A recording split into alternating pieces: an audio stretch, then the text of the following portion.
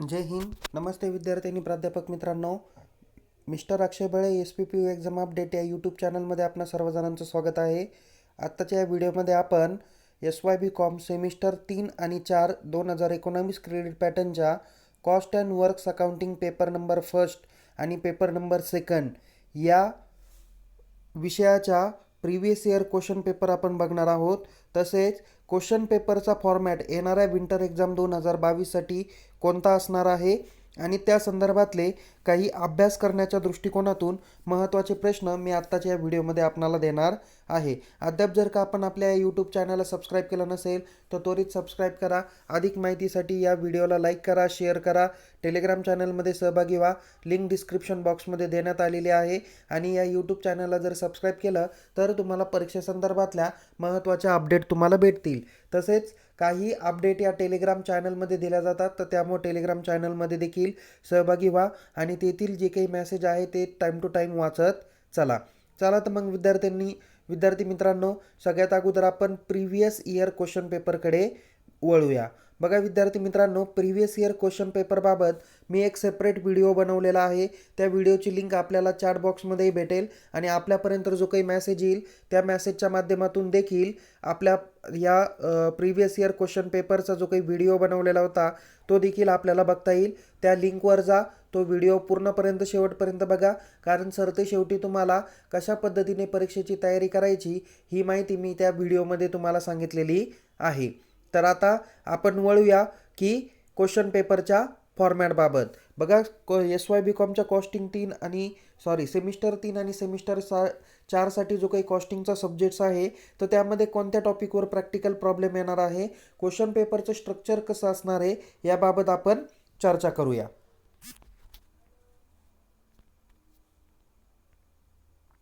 बघा विद्यार्थी मित्रांनो, इथे तुम्हाला जी काही समोर क्वेश्चन पेपर दिसते आहे तर सगळ्यात अगोदर आपण जी काही क्वेश्चन पेपर बघणार आहोत तर ती आहे SYBCom सेमिस्टर 3 मधील cost and works accounting paper number 1.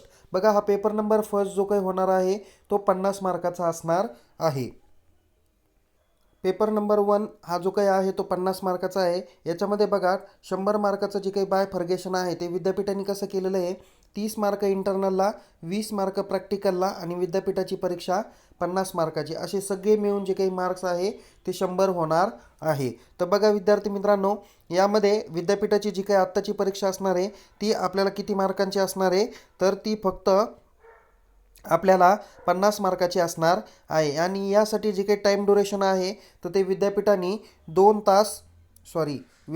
जे काही टाईम ड्युरेशन दिलेलं आहे ते 2 तास 30 मिनिटापर्यंत दिलेलं आहे. यावेळेस तुम्ही परीक्षेसाठी काय करू शकता, सिंपल कॅल्क्युलेटर देखील यूज करू शकता. आणि एकूण प्रश्नपत्रिका जी काही असणार आहे ती 50 मार्काची असणार आहे. यामध्ये बघा, टोटल 4 प्रश्न विचारले जातील. त्यातील क्वेश्चन नंबर 1 जो काही आहे तो मध्ये तुम्हाला MCQ विचारले जातील. 6 पैकी कोणत्याही 5 MCQची उत्तरं लिहायची, त्यासाठी तुम्हाला 5 मार्क्स आहे.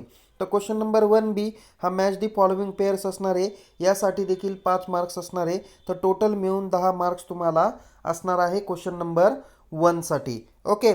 त्यानंतर बघा विद्यार्थी मित्रांनो, क्वेश्चन नंबर 2कडे वळूया.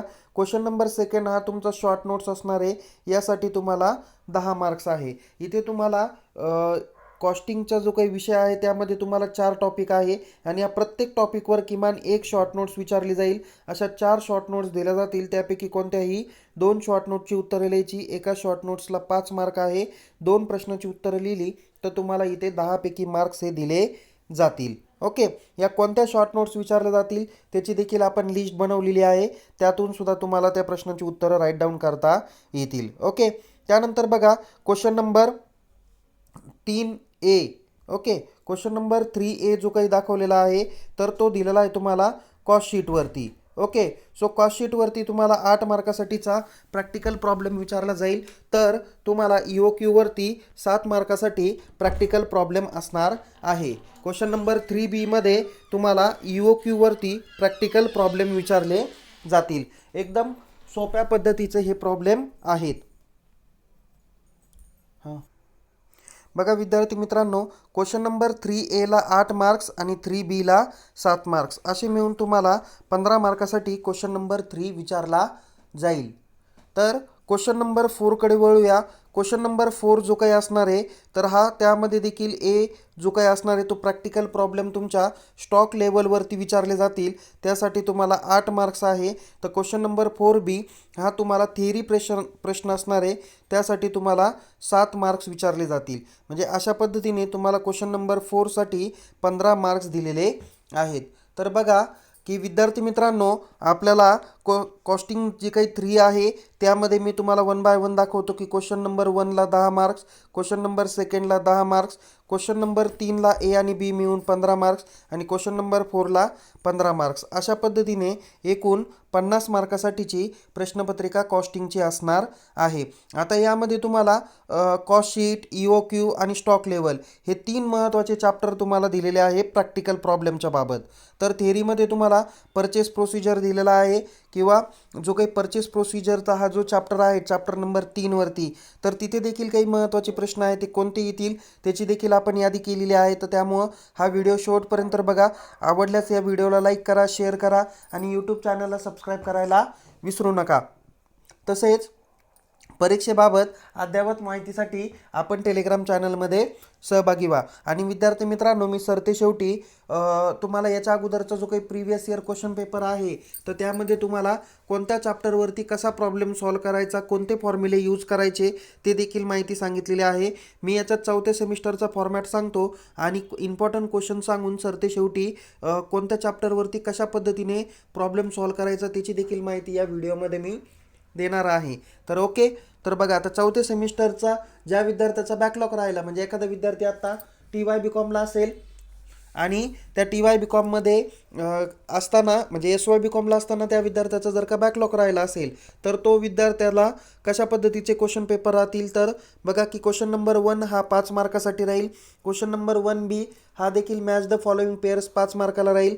म्हणजेच प्रश्न क्रमांक 1A मध्ये MCQ आणि 1B मध्ये मॅच दी पेअर्स असे मिळून 10 मार्क्स असतील. तर क्वेश्चन नंबर 2 शॉर्ट नोट्स असतील 10 मार्कासाठी, ज्यामध्ये 4 पैकी 2 शॉर्ट नोट्स लिहायचे आहे. तर क्वेश्चन नंबर 3A हा तुम्हाला प्रॅक्टिकल क्वेश्चन मटेरियल अकाउंटिंगवरती राहील. लिफो फिफो मेथड विचारलं जाईल किंवा वेटेड ॲव्हरेज मेथड पण विचारली जाऊ शकते. त्यानंतर प्रॅक्टिकल प्रॉब्लेम तुम्हाला लेबर टर्नओव्हरवरती आहे. तर क्वेश्चन नंबर 4A हा तुम्हाला प्रॅक्टिकली क्वेश्चन लेबर कॉस्टवरती असतो. तर क्वेश्चन नंबर 4B हा theory question introduction to JIT, CAM आणि ERP या 3 महत्त्वाच्या कन्सेप्ट्सवर असतो. म्हणजे क्वेश्चन 3Aला प्रॅक्टिकल प्रॉब्लेमला 8 मार्क, तर प्रॅक्टिकल प्रॉब्लेम लेबर अकाउंटिंगवर किंवा लेबर टर्नओव्हरवरती 7 मार्क. म्हणजे क्वेश्चन 3A आणि B मिळून 15 मार्क्स होतील. तर क्वेश्चन नंबर 4A आणि 4B मिळून देखील 15 मार्क्स होणार आहे. म्हणजे याचा देखील जो काही पॅटर्न असणार आहे तो सेम असणार आहे की क्वेश्चन नंबर 1साठी तुम्हाला 10 मार्क्स, सेकंडसाठी तुम्हाला 10 मार्क्स, थर्डसाठी तुम्हाला 15 मार्क्स आणि फोर्थसाठी तुम्हाला 15 मार्क्स असे मिळून टोटल तुम्हाला 50 मार्क्स होणार आहे. तर विद्यार्थी मित्रांनो, या पद्धतीने तुम्हाला 50 मार्क्ससाठी हे प्रॅक्टिकली प्रॉब्लेम विचारले जातील. म्हणजे त्याच्यामध्ये 50% तुमची थिअरी असणार आहे आणि 50% तुमचे प्रॅक्टिकली प्रॉब्लेम विचारले जाणार आहे. तर या पद्धतीने आपण प्रॅक्टिकली प्रॉब्लेम बघितलेला आहे. मी तुम्हाला सरते शेवटी या व्हिडिओमध्ये EOQचा फॉर्मॅट कसा आहे, स्टॉक लेवल कशा पद्धतीने कॅल्क्युलेट करायचे याची मी माहिती तुम्हाला इम्पॉर्टंट क्वेश्चन्स दिल्यानंतर तुम्हाला सांगणार आहे. बघा विद्यार्थी मित्रांनो, आता आपण जो काही रुख करणार आहोत तर ते तुम्हाला इम्पॉर्टंट क्वेश्चन्सकडे. तर इम्पॉर्टंट क्वेश्चन्समध्ये तुम्हाला शॉर्ट नोट्स आणि ब्रॉड क्वेश्चन असे मिळून तुम्हाला मी काही क्वेश्चनची लिस्ट दिलेली आहे. त्यावरती एकदा नजर टाका जेणेकरून तुम्हाला कोणताही प्रॉब्लेम येणार नाही. बघा, मी काही महत्त्वाच्या शॉर्ट नोट्स तुम्हाला सांगतो आहे. काही रिपीटेड होतील बट तुम्ही सरावासाठी करून ठेवा. प्रिव्हियस इयरची क्वेश्चन पेपर काळजीपूर्वक बघा. कारण मी एक एक्झाम्पल म्हणून तुम्हाला सांगतो. आता TY-BCOMचा जो काही कॉस्टिंगचा पेपर झाला तर त्यामध्ये पाठीमागचा जसा होता तसाच सेम आत्ता आलेला होता. म्हणून शक्यतो तरी मी तुम्हाला म्हणेल previous year question paper refer करा. त्यावरून तुम्हाला त्याची आयडिया येऊन जाईल. बघा, शॉर्ट नोट्समध्ये तुम्हाला कोणकोणते शॉर्ट नोट्स आहे. पहिली आणि महत्त्वाची जी परीक्षेला विचारली जाण्याची शक्यता आहे ती म्हणजे लिमिटेशन्स ऑफ फायनान्शियल अकाउंटिंग. त्यानंतर ऑब्जेक्टिव्ह ऑफ कॉस्ट अकाउंटिंग हा देखील प्रश्न तुम्हाला महत्त्वाचा आहे. त्याच्यानंतर हा चॅप्टर नंबर 3वर आधारित आहे. Need and essentials of material control short नोट्सला विचारला जाईल. त्यानंतर क्वेश्चन नंबर 4 बीमध्ये तुम्हाला जे काही क्वेश्चन विचारला जातो 7 मार्कासाठी, तर त्यासाठी हा एक फंक्शन्स ऑफ परचेस डिपार्टमेंट हा प्रश्न त्यामध्ये करून ठेवा. त्यानंतर बघा आणखीन शॉर्ट नोट्सला कोणते प्रश्न आहे, तर क्वेश्चन नंबर 5 जो आहे परपेच्युअल अँड पिरियडिक इन्व्हेंटरी कंट्रोल. त्यानंतर फिजिकल व्हेरिफिकेशन मोस्ट IMP आहे. ABC ॲनालिसिस पण आहे. टेंडर कोटेशन एस्टिमेट या तिघांपैकी कोणतेही एक किंवा दोन पॉईंट्सवरती प्रश्न विचारले जातील. मला आणखीन महत्त्वाचा प्रश्न जो वाटतो तो म्हणजे role of cost accountant in an organisation. हा पण एक शॉर्ट नोट्सला प्रश्न विचारण्याची शक्यता आहे. त्याच्यानंतर इन्व्हेंटरी टर्नओव्हर रेशो. ओके, तर याच्यावरती शॉर्ट नोट्स विचारली जाईल. कोणकोणते रेशो असतात, कसे कॅल्क्युलेट केले जातात ते पण तुम्हाला इथे आहे. त्याच्यानंतर पुढचा जो काही महत्त्वाचा पार्ट्स आहे तो कोणता दिलेला आहे, एक मिनटं. पुढचा आहे परचेस डॉक्युमेंटेशन. बघा मी तुम्हाला सांगितलं की क्वेश्चन नंबर 4B जो काही प्रश्न विचारला जातो त्यापैकी एक तर purchase functions of purchase department, त्यानंतर परचेस डॉक्युमेंटेशन, परचेस प्रोसिजर हे भाग विचारले जातील. त्यापैकी परचेस प्रोसिजर जी काही आहे, बघा इथली परचेस प्रोसिजर ही ऑलरेडी लास्ट इयरला किंवा लास्ट सेमिस्टरला विचारलेली होती, म्हणून आत्ता विचारतील का हे नाही हे सांगता येत नाही, पण तरीसुद्धा तुम्ही करून ठेवा. त्याच्यानंतर कॉस्ट युनिट आणि कॉस्ट सेंटर महत्त्वाचा भाग आहे. किंवा याच्या व्यतिरिक्त तुम्हाला प्रश्न येईल की types of cost centre. Okay, हा एक प्रश्न मी इथे टाईप केलेला नाही आहे, बट तुम्ही मनामध्ये ठेवा टाईप्स ऑफ कॉस्ट सेंटर हा प्रश्न करून ठेवा. त्याच्यानंतर पुढचा आहे items excluded from cost sheet. एकदम सोपा प्रश्न विचारलेला होता.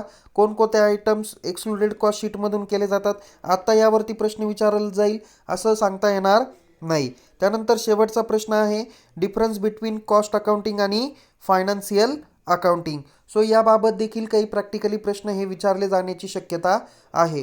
सो या पद्धतीने तुम्हाला कोणकोणते प्रश्न विचारले जातील त्याबद्दल मी माहिती दिलेली आहे. ओके, आता मी तुम्हाला EOQचा कशा पद्धतीने फॉर्म्युला सॉल्व केला जातो त्या पद्धतीने तुम्हाला मी माहिती देणार आहे.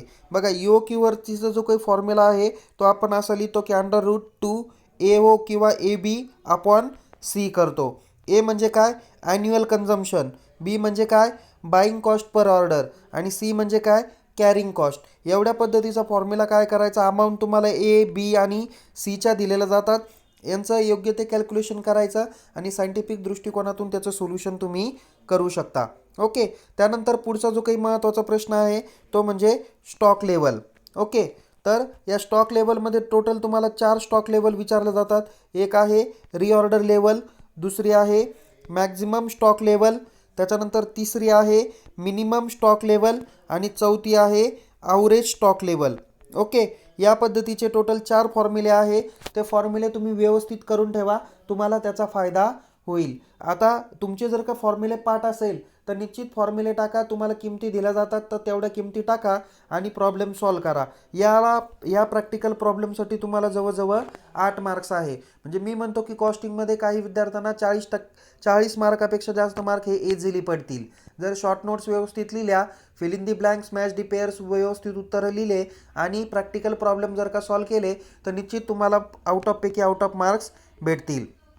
त्यानंतर बघा प्रश्न क्रमांक 3A तुम्हाला कॉस्ट शीट विचारला जातो. ओके, तर कॉस्ट शीटमध्ये तुम्ही काय करायचं, एक फॉर्म्युला ड्रॉ करायचा. ओके, इथे सगळ्यात अगोदर तुम्ही opening stock of raw material लिहितात, त्याच्यानंतर ॲड परचेसेस लिहितात, त्याच्यानंतर add expenses on purchase of material लिहितात. त्याच्यानंतर या सगळ्यांची इथे काय करायची, बेरीज करायची. ती बेरीज इनर कॉलमलाच मांडायची. ती मांडल्यानंतर त्याच्यातून काय करायचं, less closing stock. Okay, closing stock less करा. त्याच्यानंतर आणखीन काही मटेरियल्स तुम्ही रिटर्न केलं ते लेस करा. त्याचा अमाऊंट इनरला मांडून जे काही आउटरला येईल तर या शेवटच्या कॉलममध्ये तुम्ही इथं काय करू शकता, लिखाण करू शकता. एक मिनटं मी तुम्हाला दाखवतो. इथे बघा शेवटच्या कॉलममध्ये तुम्ही काय करायचं, एक मिनटं. शेवटच्या कॉलममध्ये ज्यावेळेस आपण क्लोजिंग स्टॉक मायनस करतो त्यानंतर तुमचं जे काही उत्तर येतं त्याला काय म्हणायचं असतं. बघा इथे शेवटच्या जे कॉलमला उत्तर येईल तर मी आता ते मागाचा जो फॉर्मॅट आहे तो फक्त इथे ड्रॉ करतो. जे उत्तर येईल त्याला प्राईम कॉस्ट म्हणायचं. ओके, प्राईम कॉस्टच्या अगोदर याला जे काही उत्तर येतं ते म्हणतो आपण कॉस्ट ऑफ मटेरियल कन्झ्युम. त्याच्यामध्ये ॲड डायरेक्ट मटेरियल, नंतर direct labour. Okay, direct material याचं जे काही उत्तर येतं तेच उत्तर तुमचं कॉस्ट ऑफ मटेरियल कन्झ्युम येतं. तर डायरेक्ट लेबर, डायरेक्ट एक्सपेन्सेस यांची काय करायची, बेरीज करायची. जे उत्तर येतं त्याला आउटरमध्ये टाकायचं, त्याला म्हणायचं प्राईम कॉस्ट. काय म्हणायचं, प्राईम कॉस्ट. प्राईम कॉस्टमध्ये तुम्ही आणखीन कोणत्या गोष्टी ॲड करू शकतात, तर त्यामध्ये पहिली महत्त्वाची गोष्ट आहे factory overheads. Okay, factory overheads one by one मांडायचे, त्याची बेरीज करायची. इनर कॉलमला बेरीज करून आउटर कॉलमला बेरीज करा. जे उत्तर येतं त्याला म्हणायचं फॅक्टरी कॉस्ट किंवा वर्क्स कॉस्ट. त्याच्यामध्ये तुम्ही काय करा, addition office overhead. Okay, office overhead त्याची बेरीज करा. त्याचं उत्तर येतं त्याला म्हणतात cost of production. Cost of प्रोडक्शनची बेरीज करा. जी बेरीज येईल त्या बेरजेमध्ये आणखीन काय ॲड करा, कॉस्ट ऑफ प्रोडक्शनमध्ये add selling and distribution expenses. Selling and distribution expenses त्यांची देखील काय करा, बेरीज करत चला. जी बेरीज येते ती इनरला मांडल्यानंतर तुम्हाला टोटल कॉस्ट येईल, त्याची कॅल्क्युलेशन करा.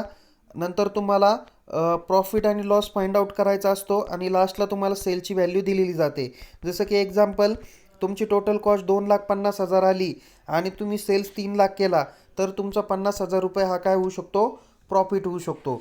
जर सपोज तुम्हाला वस्तू 3,00,000ला विकली आणि जर टोटल कॉस्ट 3,50,000 आली तर 50,000 रुपयाचा लॉस होईल. अशा पद्धतीने तुम्हाला कॉस्ट शीटचाही प्रॅक्टिकली प्रॉब्लेम विचारला जाऊ शकतो. मी तुम्हाला तिन्ही प्रॉब्लेम कशा पद्धतीने सॉल्व करायचे त्याची माहिती दिलेली आहे. इन्व्हेंटरी टर्नओव्हर रेशोवरती कदाचित जर का प्रॉब्लेम आला तर तोही कसा सॉल्व करायचा तेही समजून घ्या तुम्ही. आपल्या चॅप्टरमध्ये जे काही क्वेश्चन पेपर दिलेली, सॉरी जो काही सिलेबस दिलेला आहे त्याच्यात लास्ट नंबर चॅप्टरवरती तुम्हाला इन्व्हेंटरी रेशो कशा पद्धतीने प्रॉब्लेम सॉल्व करायचा त्याची माहिती दिलेली आहे. एकदम सोप्या स्टेप्स आहे, त्या steps one by one complete करा. तुम्हाला इझिली उत्तर काय होईल, फाइंड आउट होणार आहे. ओके, एकदम सोप्या पद्धतीचा आहे. तुम्हाला माझ्या मते की काही प्रॉब्लेम येणार नाही. Cost of material consume calculate करायचं, ॲव्हरेज स्टॉक कॅल्क्युलेट करायचा. या दोघांचा जर का आपण भागाकार केला तर तुम्हाला इन्व्हेंटरी टर्नओव्हर रेशो भेटून जातो. आणि इन्व्हेंटरी टर्नओव्हर रेशो इन अ डेजमध्ये काढायचा तर number of days in a year divided by inventory turnover ratio जर का काढला तर तुम्हाला एका वर्षामध्ये किती वेळेस ऑर्डर प्लेस केली त्याची देखील माहिती तुम्हाला तिथे भेटून जाईल. तर एवढ्या सोप्या पद्धतीचे तुम्हाला फॉर्मॅट आहे. काही अडचण आली तर निश्चित तुम्ही चॅट बॉक्समध्ये विचारा, तिथे तुमच्या प्रश्नाची उत्तरं दिले जातील. पुन्हा एकदा भेटूया एका नवीन विषयासह, नवीन व्हिडिओसह. तोपर्यंत या व्हिडिओला लाईक करा, शेअर करा. अशाच नवीन नवीन माहितीला जर का आपल्याला बघायची असेल तर या यूट्यूब चॅनलला सबस्क्राईब करा आणि अधिक माहितीसाठी टेलिग्राम चॅनलमध्ये सहभागी व्हा. लिंक डिस्क्रिप्शन बॉक्समध्ये देण्यात आलेली आहे. तर पुन्हा भेटू. तोपर्यंत तुम्हाला परीक्षेसाठी खूप खूप शुभेच्छा. Take care. जय हिंद. धन्यवाद.